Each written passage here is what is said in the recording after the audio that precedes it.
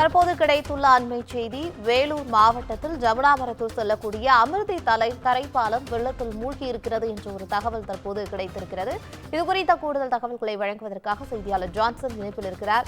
அமிர்தி தரைப்பாலம் தற்போது வெள்ளத்தில் மூழ்கி இருக்கு, கூடுதல் தகவல்களை பதிவு பண்ணுங்க.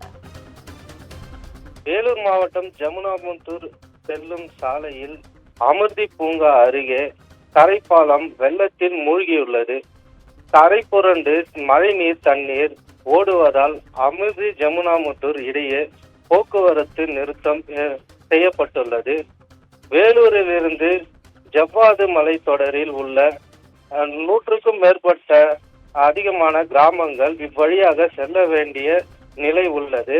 அமிர்தியில் தரைப்பாலம் தண்ணீரில் மூழ்கி தரைப்பாலம் மீது 3 அடிக்கு மேலாக தண்ணீர் ஓடுவதால் இளைஞர்கள் மற்றும் ஆற்றில் இறங்கவோ ஆற்றில் அருகே செல்லவோ செல்ஃபி எடுக்கவோ முயற்சிக்க வேண்டாம் என வனத்துறையினரும் மாவட்ட நிர்வாகமும் அறிவுறுத்தி உள்ளது.